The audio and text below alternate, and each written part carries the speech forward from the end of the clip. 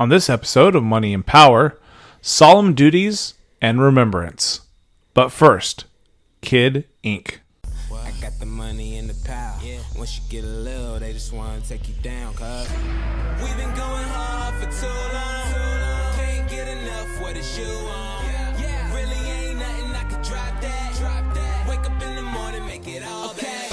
It's nothing to get it poppin', wanna roll up in the way. Welcome to episode 22 of Money and Power, our weekly look at questions related to finance, politics, and culture. I'm your host, Nathan Martin, and joining me from Michigan, a financial consultant and host of Rob Talks Money and Apologetics 105 podcast, Rob Johnson. Howdy. And joining me in studio here in the crown jewel of rural Ohio, a scholar and a gentleman, Jeremiah Martin. Present. Together, we are the trio of talk, the triad of the tittle-tattle, and the triumvirate of the tete-a-tete. And we are excited to be with you this evening. So how was your guys' week? Great as always. There's the recording the podcast, and then there's everything that happens in between. So That's fair. just making it to another Tuesday. Yeah, I'm a little bummed Nebraska lost on Saturday, so it's always a bummer. But unfortunately, I've had a lot of experience with the disappointment over the years. So. Yeah, you weren't alone. State lost as well. Yeah, that was a killer. Yep. And may or may not have killed my bankroll too. Thanks for that. So I'll tell you, it was a rocking week for me. The NFL came back. Not that it, we knew it was. It wasn't like it went on strike or something. But Wait a second. They came back again this year? yeah, it wasn't like my dad, like me sitting around waiting, hoping for him to come back. Oh, so sad. That's a joke. My dad's always been around. It's a callback, isn't that? Like episode 2 or something. People are going to meet you in person, Rob, and they're just going to have this idea of your family history, and 0% of it's going to be accurate. It's like, well, your mom calls into the podcast, and she hates the show and hates your cursing, and your dad's just an absentee father, and your crazy cousin. Especially his cousin. Your wife has like Rain Man drawings on the wall of our podcast rankings. And it's just like all of it is 100% baloney. Oh my gosh. I know. Anyhow, why I'm happy, the Eagles played and opened the season Thursday night and won. So I'm a big Eagles fan. Lifelong. Actually not lifelong, since like 2003. But yeah, so that was nice. Opened up with a win. I'm from Michigan. Detroit got smoked last night, so that was nice. I like to see the people in Detroit cry a little bit, so it's all good.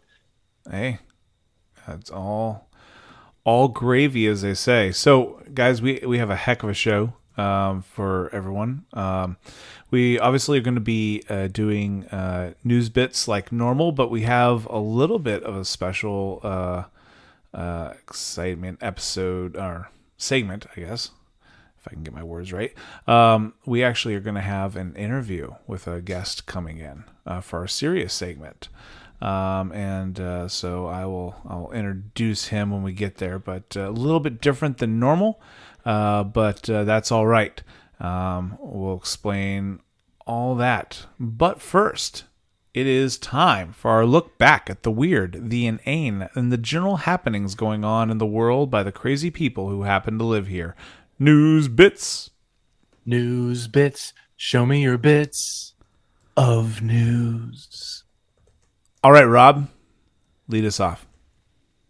Great. So I'm super excited to talk about this very non-controversial topic. So Nike announced last week that they are starting a new campaign. They launched a campaign with Colin Kaepernick, a non-polarizing, non-controversial figure, as you all well know. So basically it was a campaign that said, believe in something, even if it means sacrificing everything. Now, I don't get into a lot of political analysis on my money show, so I just looked at this from a pure financial perspective. So I'm going to do the same here. So when Nike made the announcement that they were going with Cap for their new campaign, uh, the share was at like 82.18 and it dropped to 79.01. So it was like less than 4%. People were freaking out. Trump was tweeting about it. Nike's going down the toilet. It's Dick's Sporting Goods all over again. And as of today, the stock rebounded and actually went almost $1 above where it left off last week. So Nike really wasn't impacted in a significant way. Online sales went up like 30%. They got nearly $500 million in free online marketing. So from a financial perspective, good move. From a social or political perspective, or even a moral perspective, I have to agree with Mike Rowe with what he had written earlier this week. He doesn't get very political. He just kind of gives his opinion and really tries to keep politics out of his work, which I really appreciate. And he just said, I think there might have been a better choice. And then he gave an example of a better choice. And it was one of the heroes aboard one of the flights during 9/11. And he detailed a story. It was the last moments of a call between the passenger and his wife. So I think Nike financially, good move. But as far as the purity of the brand, probably took a little bit of a hit, as if having 12-year-olds sew your shoes together in a 120-degree factory in China wasn't bad enough. So that is my news bit. Those 12-year-olds got to work. It's all right. Yeah. Yeah. My whole thing is I'm kind of over it. I just appreciate the massive amount of amazing memes that we've gotten out of this. Yes. And my favorite one, I posted this in our online discussion group about the from The Sandlot, and how he was banned from the pool forever. Such a great movie. Hey, but he went for it, even though he sacrificed everything. he did. He went for it. And him and Wendy Peppercorn now have 7 kids. So Yeah. He's a player. straight up with the glasses and everything. It was awesome. Anyways, so it's been like Meme-palooza. Yeah.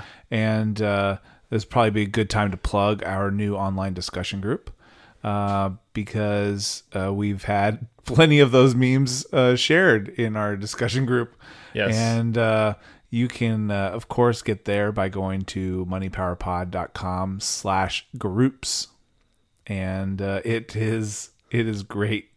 So join the Facebook group, join the discussion. But yeah, we've had everything from the completely hilarious to the irreverent, to the almost cringeworthy. We've had a couple where it's like, I don't. Okay. All right. But no, it's been going great in that discussion group. I've really enjoyed it. So the moral to the story is, if you have a spicy meme that you have had no place to share because you don't want it on your public feed, come into our group and all of those spicy memes are welcome, especially as it relates to Nike. yeah, and we have a really cool mix of people. So we have people we have a lot of diversified viewpoints, and it's nice. We've had quite a few discussions that have blown up. What was the number one discussion that blew up? I can't remember what it was. Minimum wage. Probably voting felons. Is that the one that had like 87 comments on it? Oh, That was minimum wage. yeah, minimum wage. Yeah. So those are probably the two biggest from this past week. We're talking about minimum wage, and voting felons was not as many comments, but still pretty lively discussion. Yeah. There's a lot of opposing viewpoints, and and also on drugs. I think there was a little bit a discussion on that one as well. Well, 90% of that was Drugs? Rob. Yeah, Rob just wants to smoke himself some Mary Jane. That's all it is. He's just like, please make it legal. I just want to try this crap, and I have moral conscience that makes me like not want to try something that's illegal.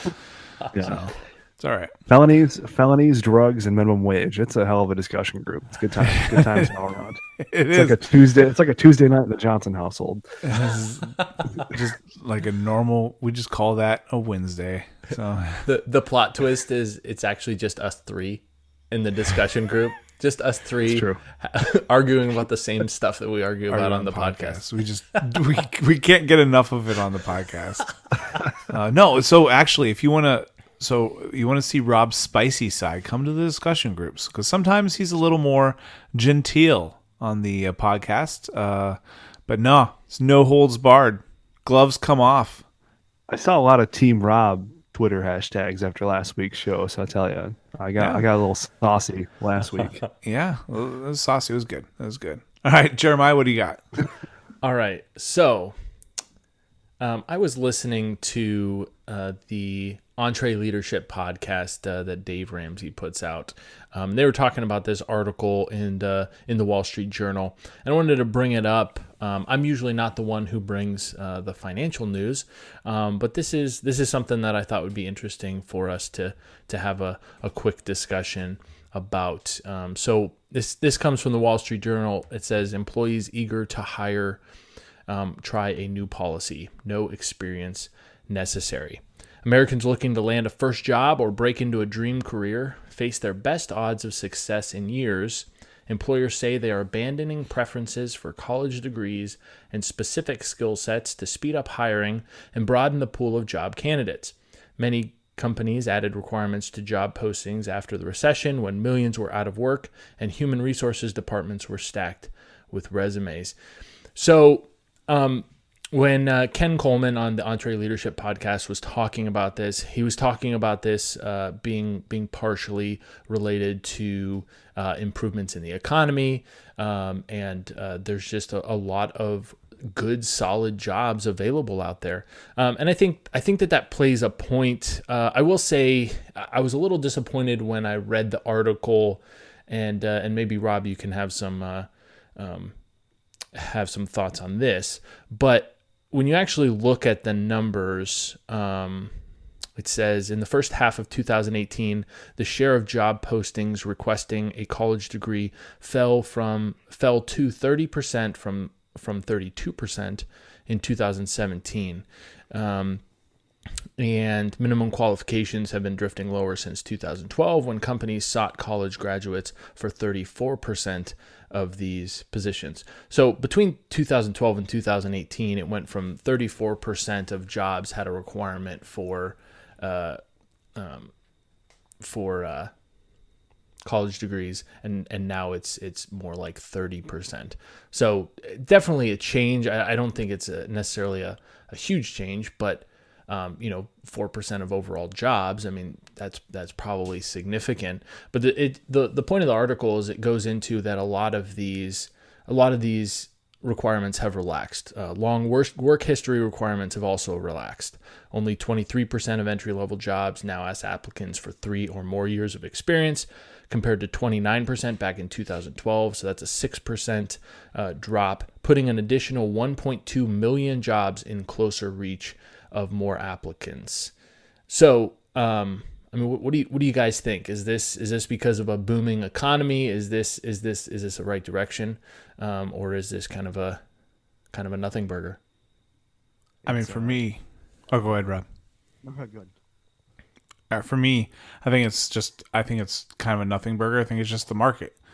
Whenever there are fewer jobs and a lot of applicants, you have to have kind of arbitrary standards to kind of cull through your lists, and a lot of bigger companies set forth those arbitrary standards. I don't think this is happening at mom and pop shops. I think their standards have kind of been the same, but they have the ability to go through a stack of resumes pretty quickly versus a large company with heavy HR workload. So I don't think it's not a sea change.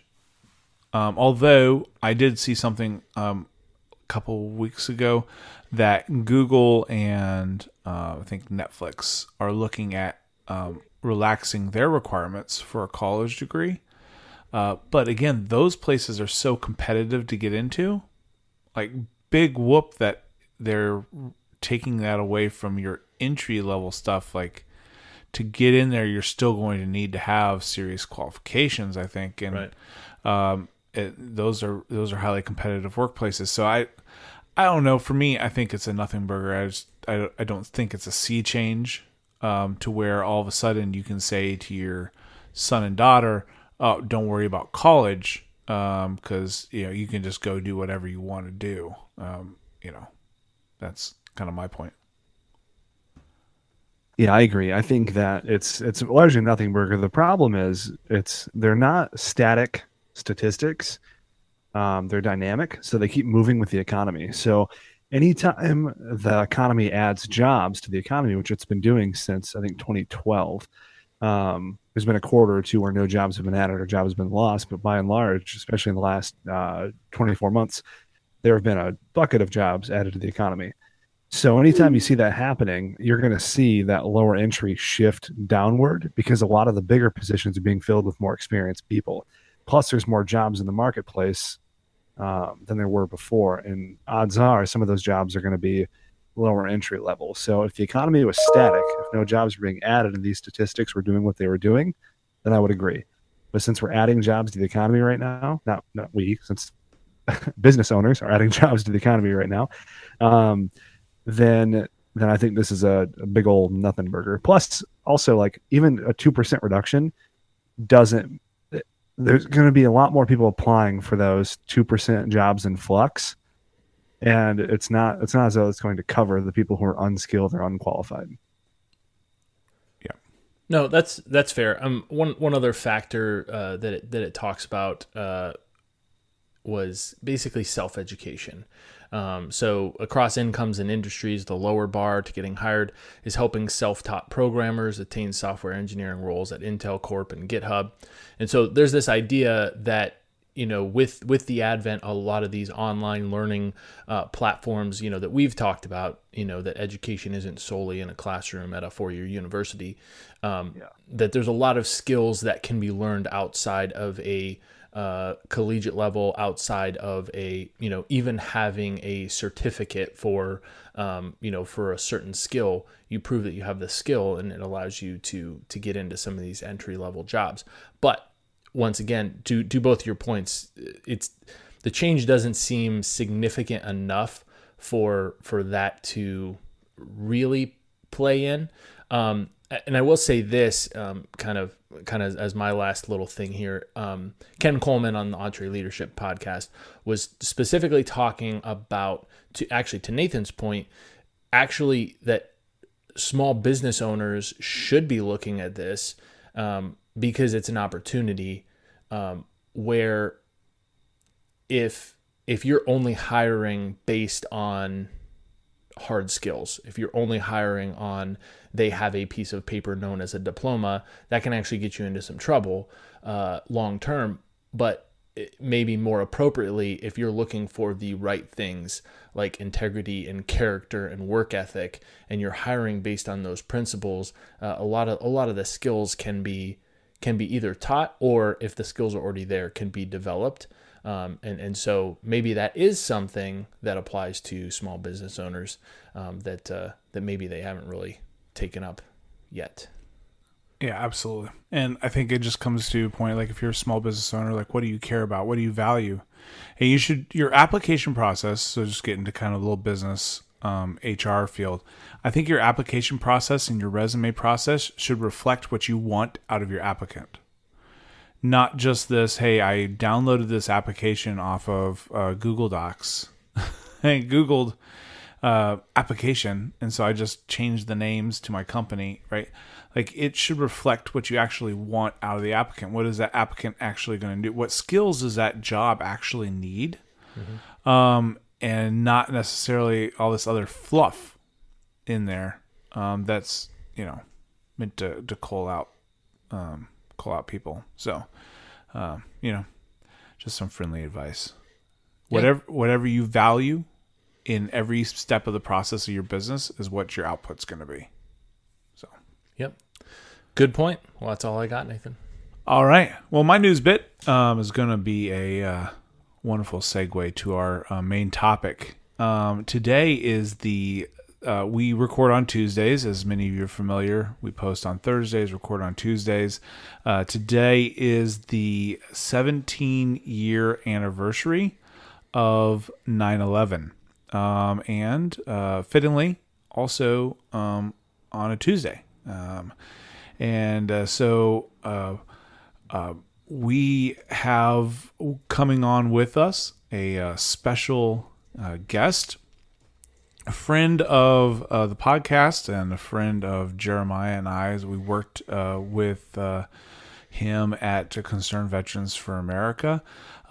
John Byrnes is currently the projects manager for Concerned Veterans for America Foundation. He was previously a state director for CVA North Carolina, and that's when I was working with him. John is a combat veteran who began his military career with the United States Marines in 1991, and he was deployed while with the Marines, and he returned to the military in 2000, enlisting with the New York Army National Guard as an infantryman. About a year before the September 11th, 2001 attacks. John responded immediately to the September 11th attacks, spent several weeks at Ground Zero along with his unit, and which provided security and logistics support. He has also conducted multiple Homeland Security operations, and he has also been deployed twice more overseas after that, to Iraq in 2004 with the 1st Infantry Division, the Big Red 1. I was in Iraq in 0405, and we replaced the Big Red 1 in our area of operations. So we kind of overlap there. And then in 2008 to Afghanistan. We are very privileged and honored to have John on with us. How are you doing, John? I'm doing great. That was a very kind introduction. It's always been my honor and privilege to work with you and Jeremiah, to call you friends, in your case, boss and mentor. It's really a brotherhood that we belong to. So, absolutely, it was a joy and a pleasure. I don't know when it was. It was it was a while ago now, and I'm bad with dates. But we had a retreat for Minnesota. Minnesota. Probably with 4 years ago. Yeah, September 11th, 2015. Yeah, 15. Gotcha. All right. Yes. So, and I think I actually posted on that. So yeah. So September 11th, 2015, we have our retreat for CVA. And they asked you to get up there and tell your story. And I had heard bits and pieces of it, but I had not quite heard the whole thing and about your experience on 9/11. So Jeremiah and I, we were talking about the show, and Jeremiah's like, hey, I think John would be great to get on. And so we reached out, and we're glad to have you on. So as we go through this is going to be a discussion, not necessarily just you telling your story, but more of like just a dialogue of kind of interview of you on that day. So first, walk us through kind of how your day began on 9/11/2001. My day began kind of the way a lot of my days began back in those days when I was younger and thinner and more committed to my fitness regime. So I got up at like 6 o'clock in the morning and, hopped in the shower, got ready, hopped on the New York City subway system. And I noticed, on the walk to the subway, it was kind of a nice day at like 7 o'clock. I got to where I was going in Manhattan, Hunter College, and I didn't exit the underground. I went directly from the subway to the underground pool for the college. And I went for a swim.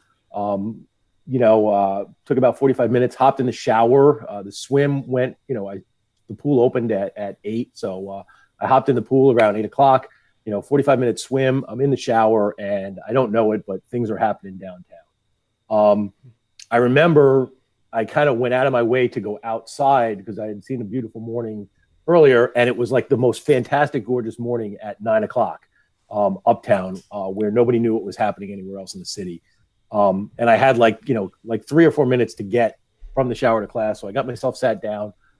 And I remember sitting in a class on comparative religion, and the professor kind of looking frustrated out the window because there was the beginning of a parade of sirens going downtown. And nobody kind of knew, nobody even really thought much about it except the typical New York, day. Maybe there's a motorcade, maybe there's a fire somewhere. They didn't often go by our classroom. And about 10 minutes after that, a very small, meek voice called out from the back of the classroom and said, a plane just hit the World Trade Center. And I just, I can still remember that very moment. Even though the incident happened, I thought immediately of the 30-something B-24 Liberator hitting the Empire State Building. I thought it must have been some kind of freak accident or, navigational error or a pilot that just lost control, sightseeing in Lower. And of course, a few minutes later, she said a plane hit the other World Trade Center and they think it's terrorism. And I had to kind of just, leap into action as a National Guard soldier on the Isle of Manhattan that day. It's amazing to me how things can start out so normally. And we're in a routine and then things go just so different so quick. I was also in a classroom. I was in, and it's amazing how I can remember exactly the class too, right? I was in statistics. Can't remember anything else in my life, but I was in statistics. And chance to that.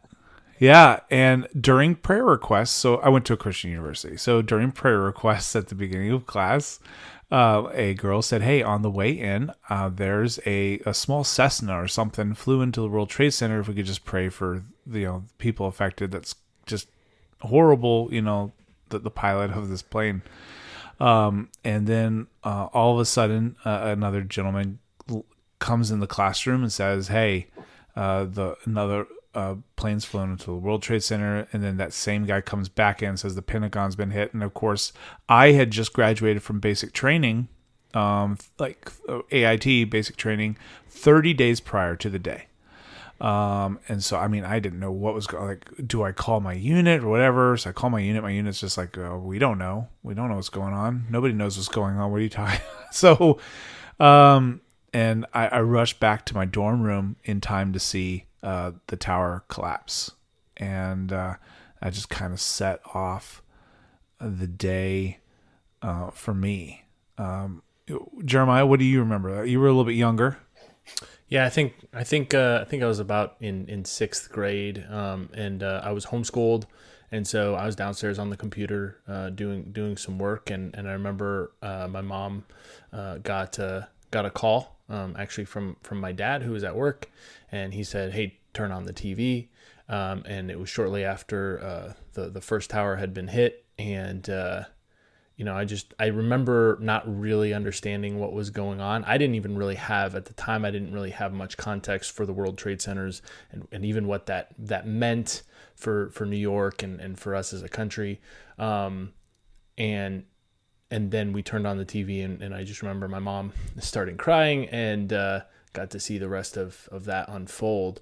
And we just school was on hold and we just watched for the rest of the day and saw some of the first speeches of George W. Bush and some of the things that went on that day and everyone as a country just collectively trying to figure out what the heck's going on. But what's really interesting to me, as I've heard John's story a couple times, is, how different things are today that just a million pieces along the way would have been so different with a smartphone in your pocket that just everyone collectively would have gotten a buzz on their phone. This is the news alert. This is text. This is everything, especially if you're living in New York City, like as soon as someone finds out, like, are you okay? What's going on? And, it's just, it's amazing to me that, John, that you didn't have any of that and just having your, morning workout, your morning swim, and have no idea what's going on, just not too far away. Yeah, it's crazy. I did have a cell phone. It was not even the least bit smart. The young lady who was hearing it in the back of the classroom, I guess, 2001, there was some kind of news service that was texting people, that she was hip to. But most of us, it was, mean, I remember calling on the cell phone, calling my brother and saying, "You should go home," because he worked in the city. And I'll probably talk to you in a few weeks. And then I just put it back in my pocket and headed to the armory. That's unreal, unreal. Rob, what did your 9/11 consist of? Yeah, so so for context, so I grew up in a super small town, less than 300 people. My graduating class was like 70, and it took like two different towns to make it that big. Um, and so I didn't know anything about the World Trade Center. Didn't know what it was. Didn't know where it was. And I was in the sixth grade as well. If I didn't say that, so I was 11 at the time. And I I remember in the history class that I was in, my teacher wheeled in, the old AV cart, and Yeah. and we just sat there and watched. And I didn't know what was going on. I didn't know what this meant. Like I wasn't nearly uh, knowledgeable enough to put together or to even understand what terrorism was. So for me, I didn't really have a context of what this meant for us as a country until probably a few months later when the talks of going to war started, and then people started complaining about the prices of things going up, so I started to see some correlation. But really I was wholly ignorant on what it meant for us, and I didn't really understand the impact that it had probably until a couple of years later when I actually wrapped my head around it.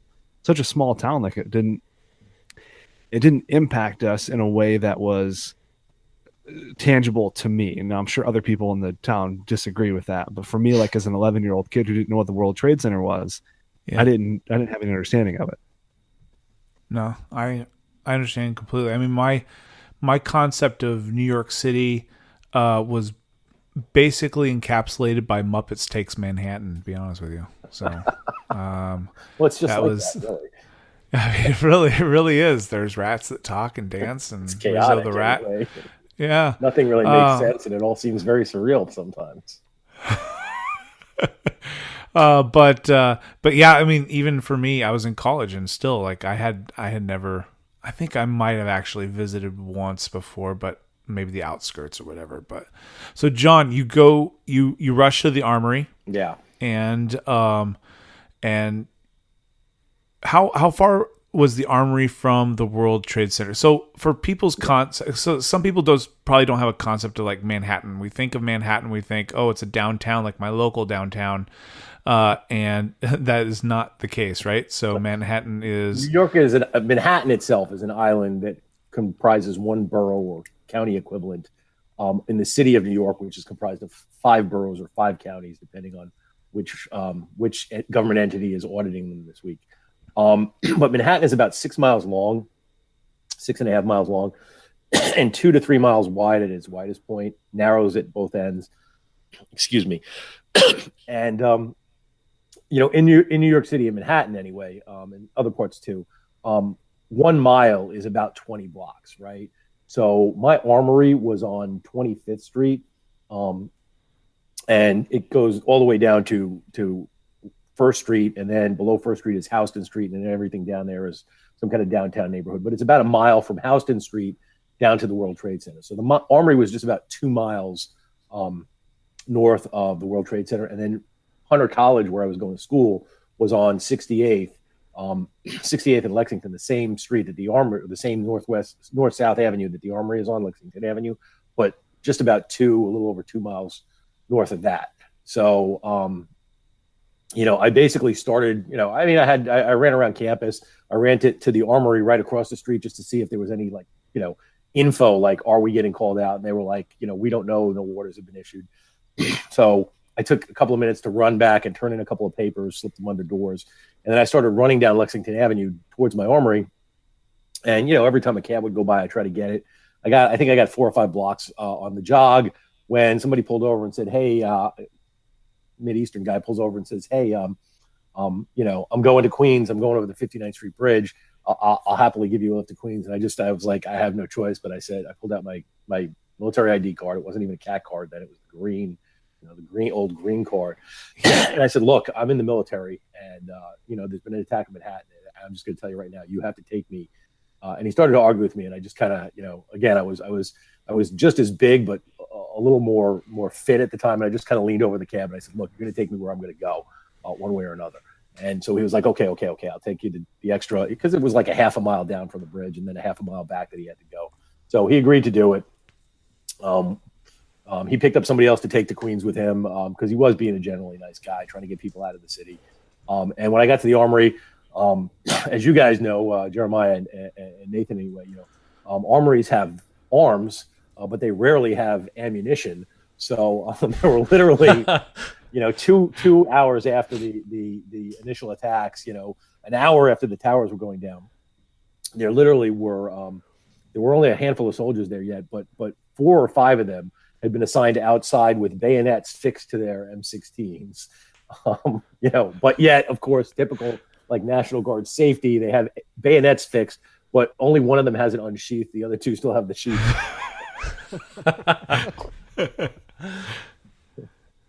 So, but I was in my company, it wasn't like a lot of armories. It was a multi-company armory. So my company, there were 2 infantry companies based in the armory at that time, and my company had, I think, 2 or 3 people in the headquarters, just starting to kind of plan what might happen.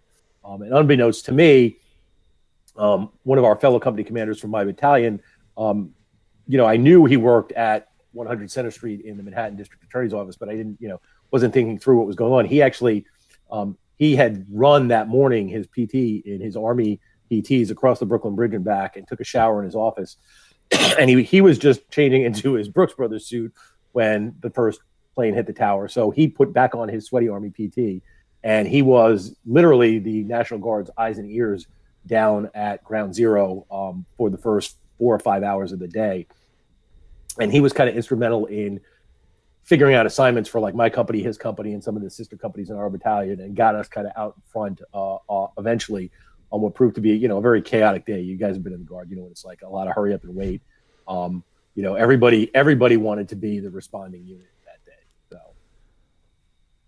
right. And I can just imagine you got a whole bunch of sirens, you got a whole bunch of firemen, police. It's a matter of who's in charge and all that kind of stuff. So you said you were you said 2 miles away from Ground Zero. Yep. And at that time, as buildings are collapsing and such, like, it was a beautiful day, but are you able to kind of see the dust and stuff where you were at? So again, when I reported to the Armory, it's 10, 15, 10:30 maybe, as I've kind of gone through all the process. And I put on first thing I do is I change into my uniform. Luckily, I have a uniform in my locker at that point. But again, typical National Guard story, I don't have a tan T-shirt to wear underneath it, so I'm walking around like an Air Force guy with BDUs and a black T-shirt. But like, it's enough of a uniform to cover the day. And everybody's looking for something to do. So the company XO is the only company officer there at the time, is planning, and he just looks up and he goes, "I don't have a fucking map of Manhattan here," literally. Pardon my French, but that's what he said. And I was like, "All right, I got this. I know exactly the route from the Armory to Barnes and Noble." So I'm literally running in an Army uniform against the tide that's coming the 2 miles up, because the subways aren't running. Cabs aren't picking up a lot of people. So most people are just walking. A lot of people walked over the Brooklyn Bridge or the Williamsburg Bridge or the 59th Street Bridge to get home that day. And so people were just walking north, and I'm running against this tide. They're all looking at me like I'm insane. One guy, I heard him say to his friend, he goes, "All right, now I'm really scared because their army's running towards the World Trade Center."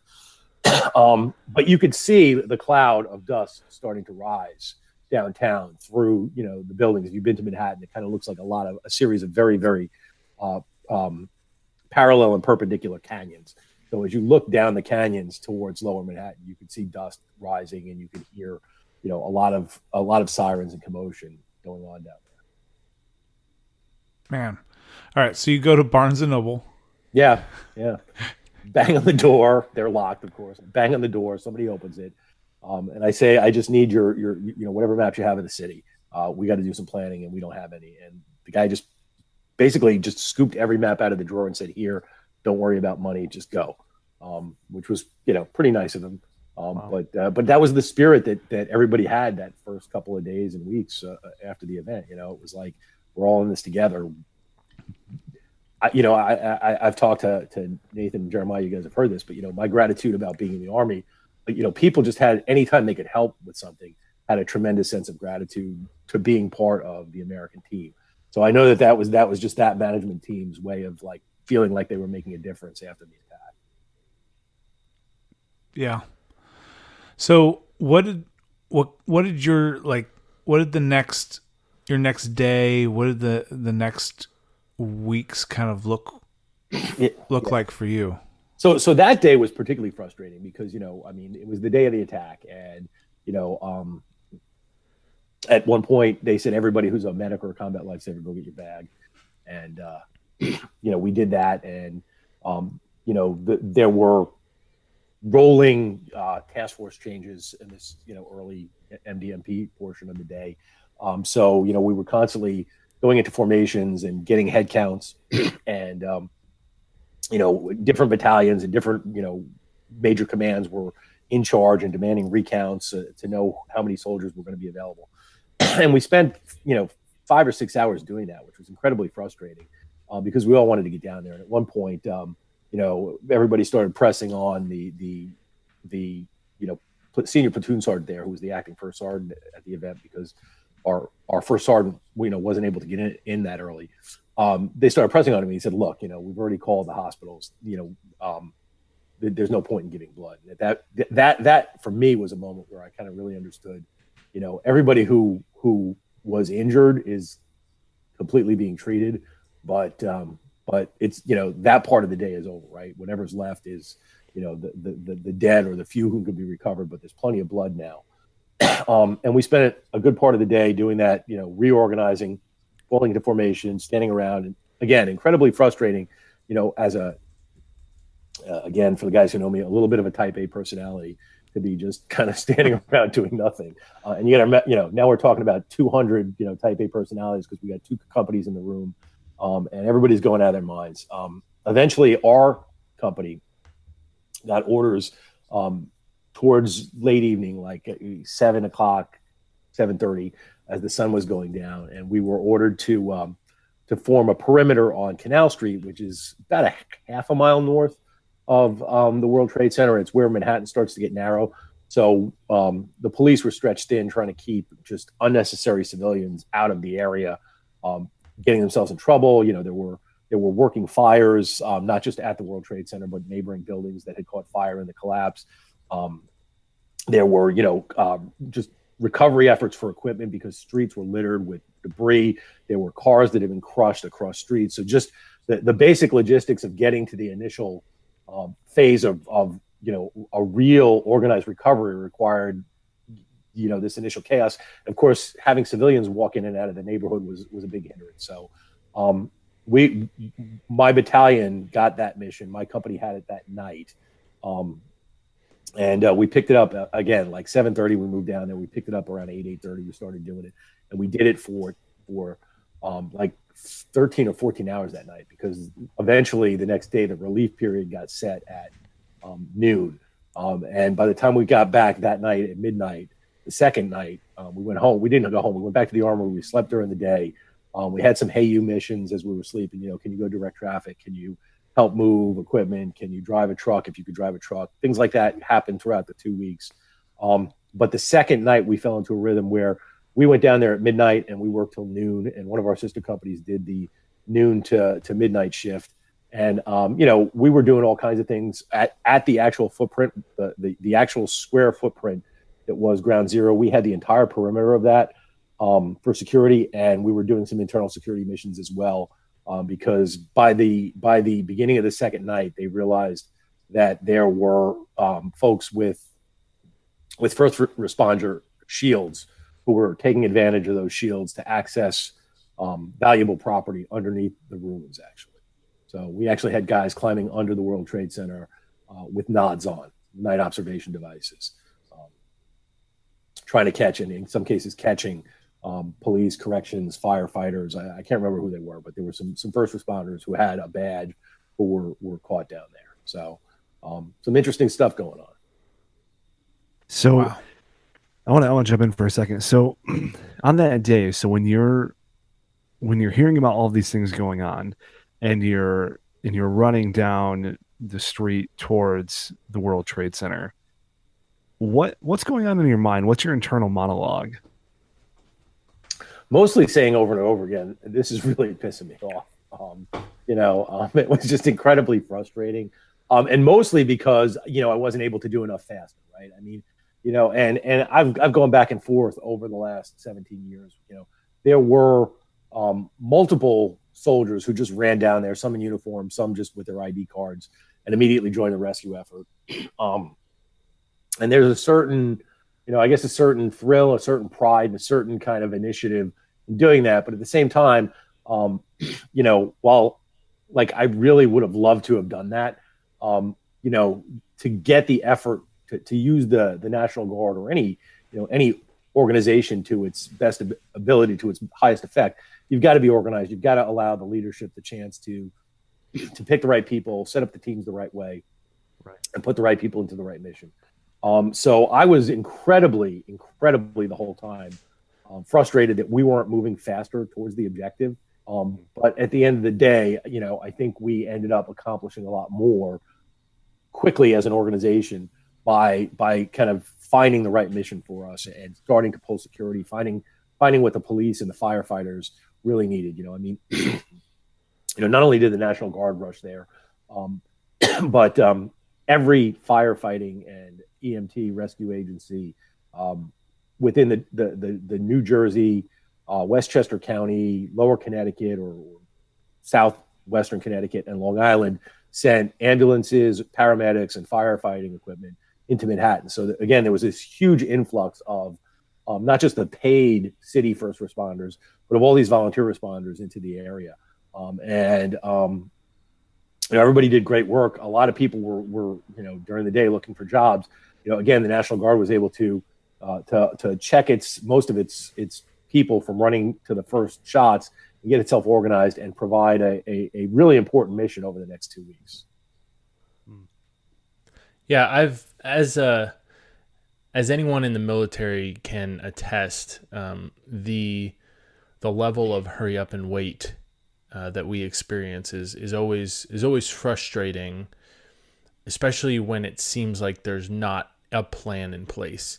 And most of the time that happens in an environment, maybe a training environment, or getting ready to prepare to move from point A to point B. So there's a lot less at stake than what you're talking about. And so I can't imagine that level of just the irritation of the hurry up and wait, but at a level of there's lives at stake, and just the frustration of wanting to do more. I can't imagine that.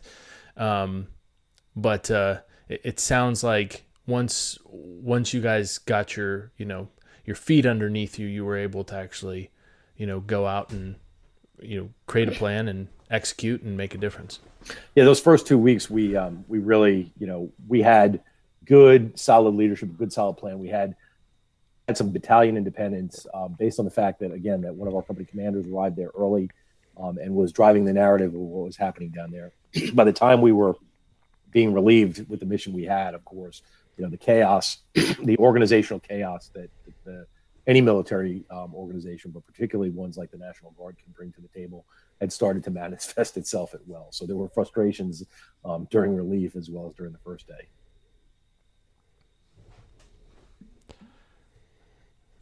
And then obviously we have kind of as a collective nation, we just have a bunch of different responses. I mean, people are giving blood all over the place, and sending you had alluded to it, sending firefighters and equipment and rescue stuff, rescue equipment, all to the area. At what point? Because obviously, you have a bit of adrenaline and stuff, but at what point, John, did the kind of the heaviness of what actually had taken place, at what point does that sit in? Well, there's a couple of moments I remember. I remember, by the time we got back to the armory, after our early morning relief, sometime between midnight and 6, by the time we got back to the armory, got reorganized and orchestrated, I'd been up for over 24 hours at that point. So just sheer exhaustion set in that first night. I remember, sitting in Trinity Church, which, Christopher Wren, Trinity Church, famous early Manhattan landmark, beautiful piece of architecture, down there in the middle of all that glass and concrete. Sitting in one of the most peaceful places in Manhattan, actually able to access it for peace because there were no tourists in it, just soldiers. Some are praying, some are just relaxing or meditating or catching a peaceful moment. Some are literally passed out on the pews because they were told, if you want to come in here and rest, you can. But sitting in there, getting a sense of kind of the negative space, in reflection that was created by the collapse of the towers and the space that was going to be there, hit me. I remember around about day 12, there were some FEMA teams there. Boston and San Francisco had brought in combined FEMA task force search and rescue teams. So, police, emergency service police or SWAT police trained with dogs, along with firefighters with rescue equipment. And they were doing some really heavy work. And I remember looking at this poor German Shepherd who'd been down there for about 10 days at that time. He got there on like day 3. And just seeing that, I could see that the dog was depressed. Like he was at his max. And I asked his handler, I said, is he okay? And she said, yeah, he's just, he's been here 10 days and it's pretty depressing work. And I said, yeah, I think 10 days is about what it takes. And she said, yeah, we're leaving tomorrow. And I said, I hope I am too, because this is a really, really depressing place to be. I remember they brought in an Army psychologist to talk to everybody as we were kind of exiting the mission. And we were in Lower Manhattan in a office building that they were letting us use. And he was more depressed than anyone else by the time he was done. He literally was like, I don't know what we do next. And, but then, we left there and, our final march from Ground Zero back to our armory, they were just, we marched, right? Most of the time we had taken buses back and forth. I don't know if it was a logistics issue or that our commanders were looking for a kind of a morale boost, but we walked and people cheered almost the whole way from Ground Zero back to our armory. So, there was all of that. There was that empty space, that negative space, that grief. There were moments of grief. My platoon commander, my platoon leader, he lost his sister in the event, and he lost his mind trying to find her. I remember her funeral. I didn't even know her before the incident, so I never knew her. But her funeral was such a kind of a shared moment of grief for our platoon and for our company, because we'd all seen him, just kind of completely collapse under the weight of the knowledge that he wasn't going to be able to find her. That was a release point as well. Man, it's obviously for a lot of us with memories that day, we're never going to forget that. But there's, if you were born on 9/11, you just turned 17. Yeah, you'll be in the military next year. Yeah, you're eligible to go into the military. Yeah. And it's one of those weird things where, our sons are joining us in kind of this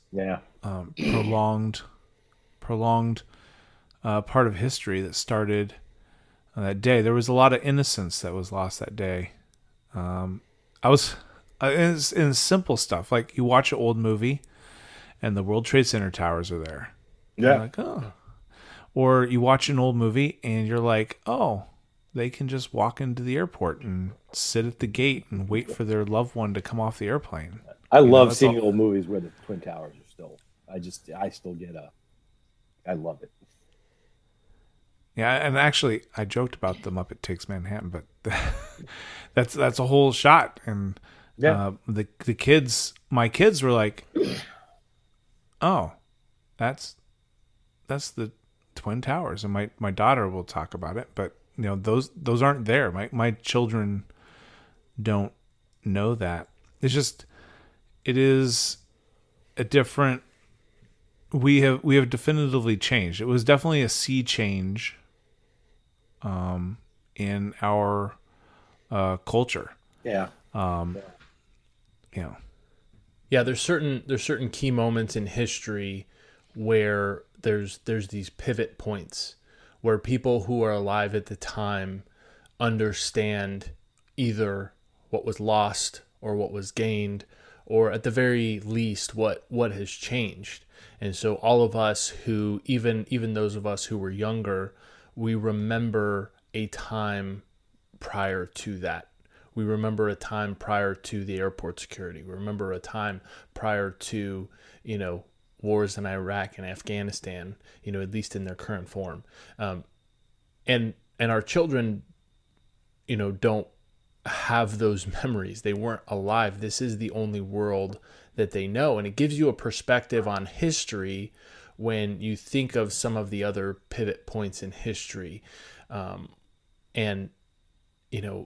It gives you a perspective on what it must have been like when certain key events happen through history and people understand the difference.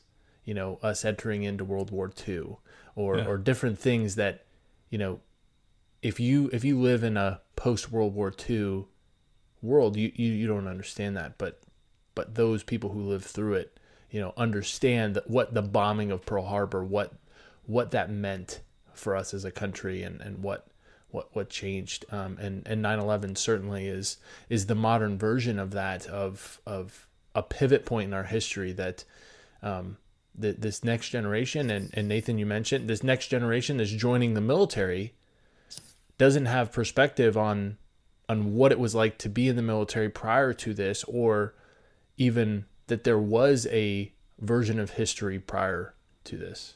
Oh yeah, I mean, when I joined the military, obviously before this. When I joined I was trying to convince my then fiance, what this meant me joining.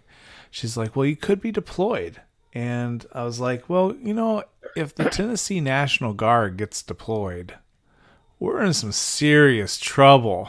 Yeah. And that was kind of how we all felt back then, right? I mean, I remember prior to September 11th, barbecuing with my battalion commander at one of our, battalion functions. And, he was talking about how, we had serious war plans, and, our brigade could really be called up. And we were the roundout division, the roundout brigade for the 10th Mountain Division at the time. And I just didn't believe it, right? I was like, that's just the most ridiculous thing. I mean, like even in the Gulf War, they didn't call it National Guard. They called out one brigade, and they spent their whole time training at NTC. They couldn't even get their act together enough. And just on September 10th of 2001, that was the assumption, right? Was that it was beers and barbecues and easy weekends, and you trained hard, but you went back to your life, and that all changed on by September 12th. We all realized that we were going to have a lot of work to do as a reserve component force for the next couple of years. I don't think anybody thought it would be 17 years of continuous conflict, with the Guard and the reserves being, deeply part of the operational force the way it's become. That was a major change in military policy in this country. Well, yeah, and I mean, I remember at that point, like the joke being that the hardest thing you would have to do is fit into your Class A's for your Christmas party. That was, that was kind of the running joke, and everything changed. Everything changed, and it's been an interesting time. I spent 14 years. I left in 2015. Jeremiah's still in, and you just retired. I did. 22 years of active service, 28 years including IRR and inactive National Guard time. So a long time. A lot of great stories and some really tragic memories like this one. But those of us who served, particularly those of us who served in time of need, which I think at least the first couple of years after 2001 were, there's really a tremendous reward for those of us who are drawn to serve for longer periods of time than just an initial enlistment, to serve in a time of need. So again, it was a blessing to me to have the National Guard to go to that day. I think I would have lost my mind if I was between enlistments on September 11th, 2001. Yeah, and for me, even at a young age, when I didn't quite realize the scope and the ultimate consequences of that day, looking back and over the years that followed, and seeing Nathan, seeing you deploy, and come back, and seeing other friends and family members serve, it all played a role in what ultimately encouraged me to get out and to enlist and to serve. It all goes back to that day, and that day I didn't quite realize the effect that would have on me personally and our family and as a country, but it played a role, and I think that's true for a lot of service members. Absolutely. So, Rob, you have any final thoughts, questions?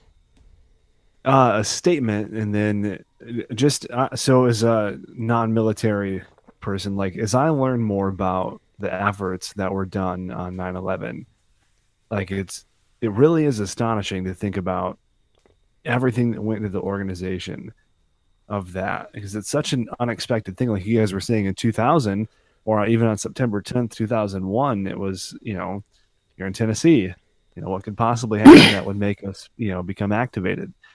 And it's amazing how much effort and preparation is put into the armed services for things like this. And like if anyone thinking about how tough it is to organize a business, like think about organizing a national disaster plan for domestic terrorism and then executing it and then not knowing when that's going to occur. Like it's just such a fascinating thing to me. It's hard to put into words, and it's just amazing how talented and brave and intelligent the people who are and were running our military are. It's an astonishing thing. So, as I say all the time, I appreciate what you all have done, and it's just it's an amazing thing. It really is. And it's we truly have the best armed services, and it's hard to put in words, guys. I don't want to cry because it's an amazing thing. It's an amazing thing. We do have the best armed services, and I think probably Nate and Jeremiah will agree with me on this. There's something that democracies and their armed services have in common that Anglophilic democracies are really good at, and America is probably the best at, and that's our culture has such an affinity for initiative, for self-activization, for spontaneous organization, for collectively driving towards a common goal without having to be overmanaged in it, that we have. You really saw this after September 11th. I talk about all of those brigade leaders and division leaders fighting, but they were all trying to craft a plan that would get their guys to that scene. So when that happens, when our military does it, we just have a key that we have, from going back to World War II, folks like Audie Murphy, who'll just take the initiative and move up the ranks in a couple of weeks to make sure that the mission gets done. And at the same time, they have kind of a broad life-based intelligence where, we're taking something mechanical apart, figuring out tactics, we're talking to superiors or inferiors. It's something that you don't see in other countries because of the way their political organization requires them to kind of play the game, to play their role. So it's not just, that our military is full of great people, but it's also that our culture builds people who are great at being great soldiers, great, sailors, great Marines, great airmen. Absolutely. Yeah. So John, I really appreciate the remarks. And as I was kind of preparing for this, I came across a blog that you had posted on the Concerned Vets website, actually last September 11th, 2017. And the last couple paragraphs I think were really important, and I think sum up kind of what we're talking about today. And so I'm just gonna read that. It says, "The one thing I remember most is the sense of belonging and purpose I had as a serving National Guard soldier. I have confessed many times that my own greatest blessing that day was my ability to respond instantly and purposefully. America is at its best when Americans serve a cause beyond themselves. I was lucky to have a way to serve in 2001. The frustrations that came from serving at Ground Zero were minor compared to the frustration I would have felt without a way to respond. Today, communities all across our great country are reeling from the effects of hurricanes and wildfires. Today, September 11th, is a great day to remember that no matter how bad it gets, America can and will come together to help one another. If you are safe and well, take a minute today and serve. Write a check, pack a box, volunteer for an organization providing relief. When Americans serve one another, putting aside debate until the crisis is resolved, we show who we really are and what we really can do."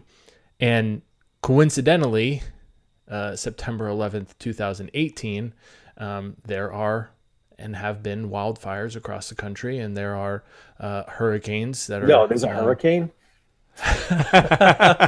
Yeah, that are currently on the East Coast, and just raring to go. And so I think that message is well received, just as well, if not more so than it was last year. And I appreciate the sentiments, and as you are in the wake of the hurricane, in North Carolina. So. Yeah, you should. I'm once again at Ground Zero. So listeners who don't know that, I live in Wilmington, North Carolina. So if you turn on the Weather Channel, you'll probably see Jim Cantori in my front yard. Right in the middle of the eye of the storm is John's house.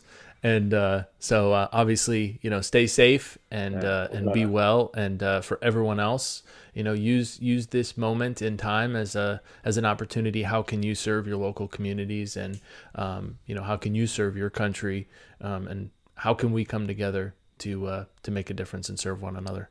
I think that's an important call to action. Yeah, amen, Jeremiah. Amen. I think that's one thing that I don't want to get lost, is that when we as the American people bind together and move towards a common goal and objective, there's absolutely nothing that is out of our reach and impossible for us. And we put a man on the moon. We have fought world wars and helped win world wars, asking for nothing in return than just a plot of ground to bury our dead. We have this amazing document, the Declaration of Independence, that the key for Americans isn't that we have a Declaration of Independence that we believe. It's that we believe that the Declaration of Independence isn't solely American, that it actually belongs to humanity. And that we have done, not perfect by any stretch of the imagination, but we have done our best to ensure that not just Americans are received the promise that's etched in that declaration, but that all around the world there are men and women and children whose lives have been fundamentally changed because their lives have been opened up to the fact that declaration actually applies to them as well, that they have natural rights, that they have freedoms. And again, it's not American exceptionalism, it isn't about American perfection.